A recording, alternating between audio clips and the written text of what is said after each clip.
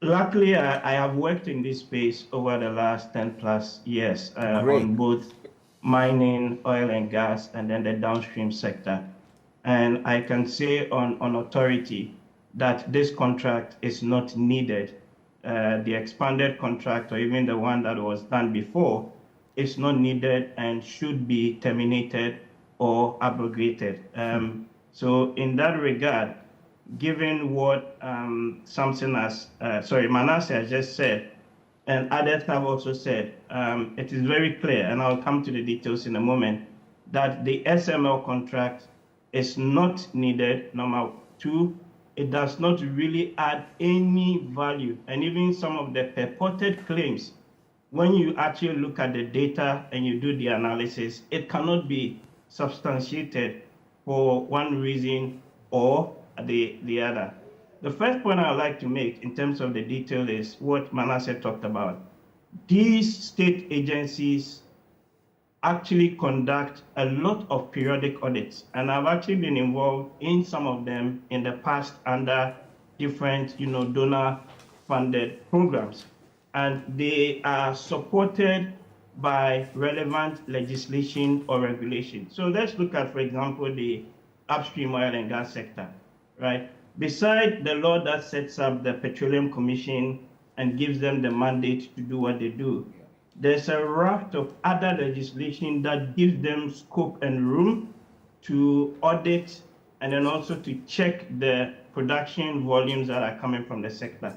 The most important one is actually a piece of LI called LI 2246. It's the Petroleum Exploration and Production Measurement Regulations. And that LI has enough detail that shows the revenue assurance processes and the mechanisms that one follows in trying to basically ensure that the state is getting its fair share of the oil volumes that are lifted. We also, on the oil platforms themselves, they actually have electronic meters, right? So in the early days of the oil industry, there was an issue where some exports of crude oil took place without the meters not working fully. Subsequent to that, so this is basically after 2013, 14, thereabout, we've actually had these electronic meters that have been installed on the platforms, and then also GRA itself carry out physical inspection. So whenever a tanker is leaving the offshore platform or these export vessels, they actually do measurement and dipping, and there's a whole series of mechanisms that are involved to basically ensure that you're getting the right volumes that are due to the state. Number two, if you look at even the PIAC reports and other reports in terms of what we are getting from our entitlement share of the revenues, often there's very little difference between what we're getting and even what the companies are getting themselves. So if you now say you're going to do an audit, and even this audit, we're not even sure what exactly SML was going to do to add to that. There are companies, if you even wanted to do, for example, a cost audit, there are companies that are out there that have, one, the capability and the capacity to do a thorough piece of work on cost auditing, and I'm not talking revenue audit, cost auditing, than what SML purports to have done. So if you look at the evidence and what the agencies do already, there is nothing whatsoever that SML would have done that adds any value to what currently exists, because the agencies by law do these audits themselves anyway in that regard.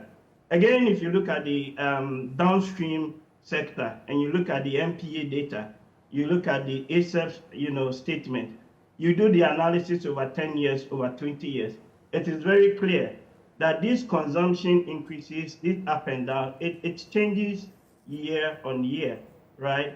So the point that at one point, they talk about a 33% or so increment in volume or consumption because of SML, that is not borne by the fact. In fact, you look at that and you look at the analysis, you can see in some years the growth rate goes up, some years it comes down in the way that is follows the dictates, of the market.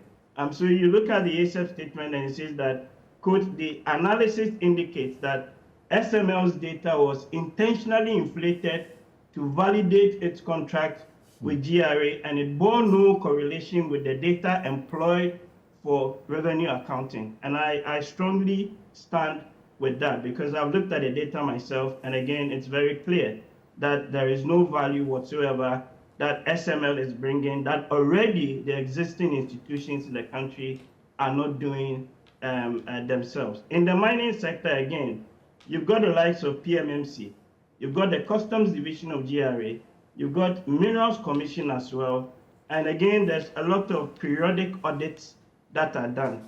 Even if we're not even assured, right, of those audits that are done, go and look at the Gaiety report, the Ghana Extractive Industries Transparency Initiative. They actually issue a lot of reports over the years.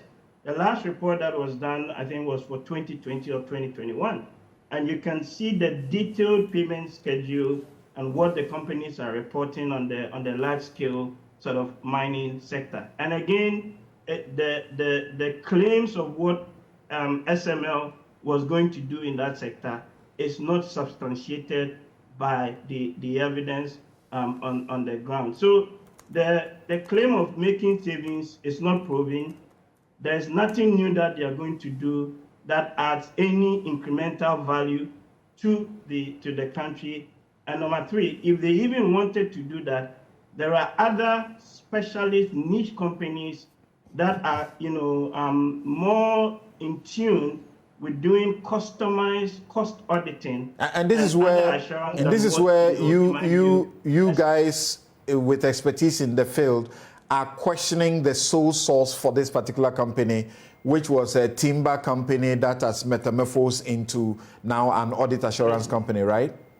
Precisely. If you want to do it, there are ways to do it. One, you involve the state agencies. Number two, make sure that you've gotten the company that actually has proper technical expertise and competence to do the work. And on both of these fronts, I'm afraid to say we've actually failed, right, on that side. Now, before I get I think it's quite clear, something that contract is not needed, and it should be, in my view, abrogated. Forthwith. Before I get to the Member of Parliament, and they too have been seized with this issue, and now it looks like, things are being taken from under them.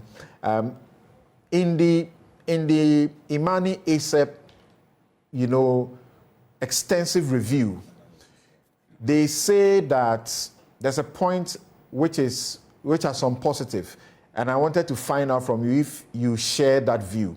Apart from the fact they say that the perplexing extension of the contract to encompass gold production adds another layer of bewilderment.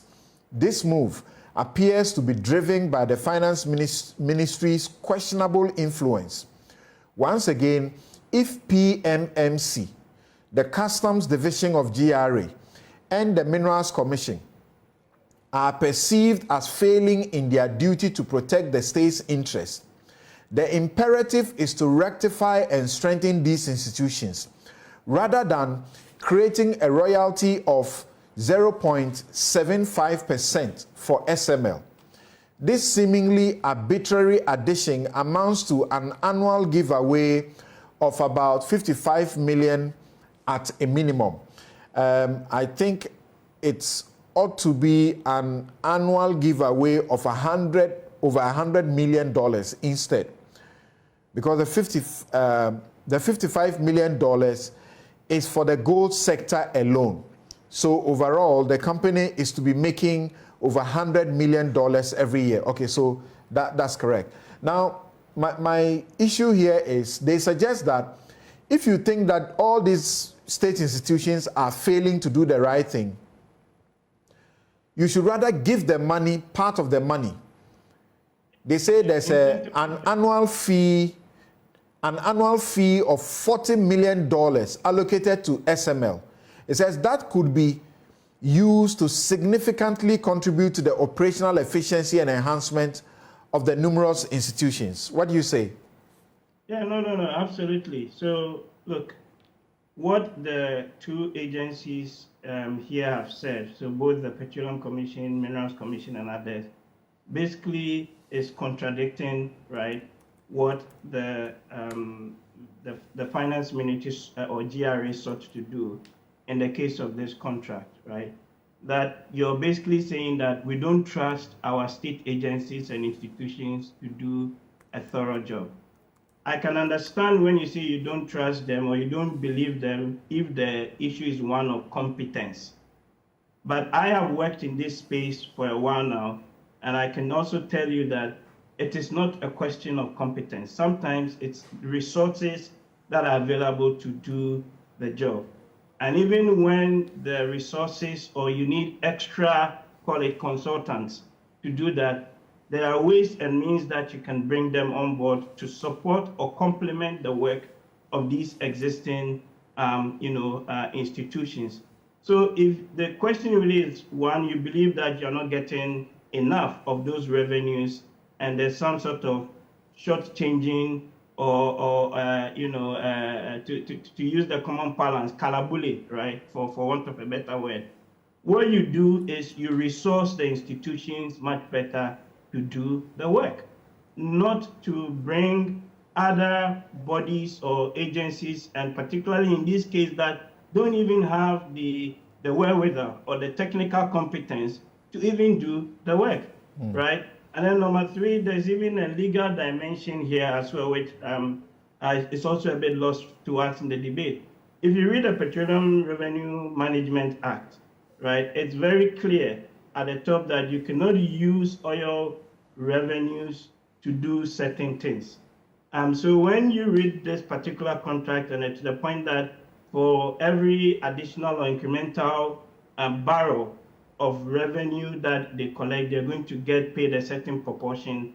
I struggle to reconcile that with even the provisions of the law. And I think there potentially could even be some issues with violation of the Petroleum Revenue Management Act, in this particular context here. Right. So what ASEP and Imani are saying, which I align with and which other people have said, is that if you think there's a problem, resource the institutions to deal and address with this problem, not create this parallel structures, which at the end of the day doesn't really do much to add any value whatsoever. And with this particular contract or case, when you do the thorough analysis, look at the data over 10 years, over 5 years, it is very clear that there is no incremental value add that SML is bringing. Right. I'll ask the lawyer about issues of potential causing financial loss, because if in the government response it brought out, it suggested as if there was some data that they were relying on that led to the appointment of SML through sole source. But all the review shows that depending on MPA and GRA's own data, they are not using SML's data for the tax purposes for which they were employed in the first place.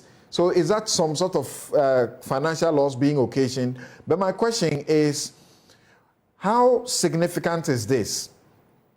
That the MPA, the Minerals Commission, the Petroleum Commission, all who must play a part in determining whether there was a need for this entity, played no role at all. How significant is that?